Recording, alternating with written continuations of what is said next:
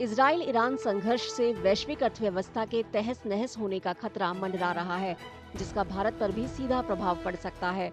विशेषज्ञों का कहना है कि संघर्ष से तेल की कीमतों में उछाल से लेकर शिपिंग मार्गों में रुकावट तक आ सकती है। इस संकट की वजह से भारत की अर्थव्यवस्था, डिजिटल बुनियादी ढांचे और रणनीतिक महत्वाकांक्षाओं को खतरा हो सकता है।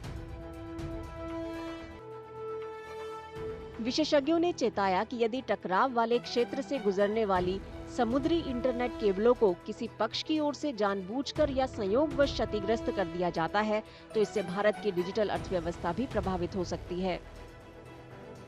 India's Chabahar port, which is located in Iran, is basically it's like a strategic gateway to Afghanistan, and that is certainly at risk because of the ongoing conflict.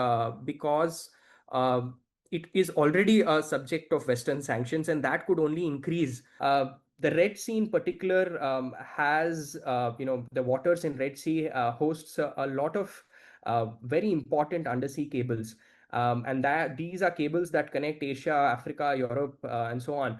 So this instability can lead to some damage to that. There has been some damage that has been reported from some places, especially by Houthi rebels, and this is not necessarily directly because of the crossfire between Iran and Israel, but the larger conflicts that have been going on in the region, where Houthi rebels have reportedly sort of disrupted some internet traffic.